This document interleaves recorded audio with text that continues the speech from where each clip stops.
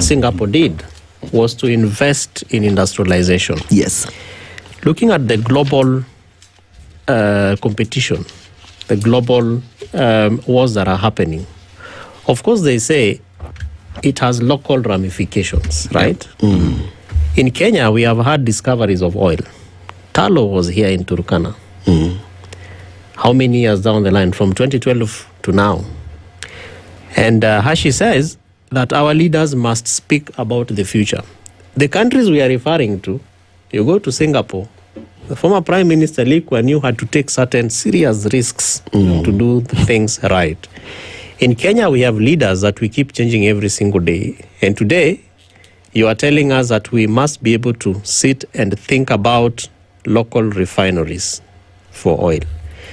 What is this thing that we must do? What is this thing that we must do to be able to spur and enhance the local deposits that we discover? I think that we ought to ask ourselves fundamental questions. The first fundamental question we have to ask ourselves is who elects these leaders? I think it's an important question. It's a very important question.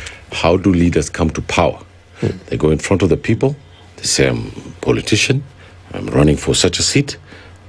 He plays the tribal card, containers of the tribal nations, just as they were doing here in Kinangop. Was it Kinangop? Olkalau. And you could see Theater of the that the former deputy president saying that hii ni jamii yangu, wewe kuja hapa, ukimaliza maneno yako toka. There is no Republic of Somalia here inside Kenya. There is no Republic of Kikuyus. There is no Republic of Waluya. There is the Kenya state and us citizens who vote for these people. Now, our people in this country have been politicized by ethnicity because there is no economy. And when there is no economy for you to go and get a job and build a house and to be busy with other things, your consciousness goes back to the ethnic hearth of my home, my place. That is the prestige in which you take into your consciousness for you to feel alive. Because you're not living in any other way in the economy, in knowledge economy, and moving ahead in all the other areas. Now, we have a small middle class which consumes this little oil that we have here that we buy. We have a small middle class that has these apartments and these houses. 80% of the people in this country live under $1 a day. So we need transformational leaders, so that we can have a transformational nation, so that we can have a transformational East Africa, so we can have a transformational life. And stop these people who are doing this to us by playing with the consciousness of our past for them to benefit politically. So that's one. The second thing is what contributes to this kind of consciousness is the kind of education that we have. So I remember when I finished high school here, I was lucky enough to go to an institution that not in Kenya, and I was lucky enough on the first day to be asked, "What do you think?" See, this is very important. You just don't sit down and write a letter or a paper without thinking critically about it.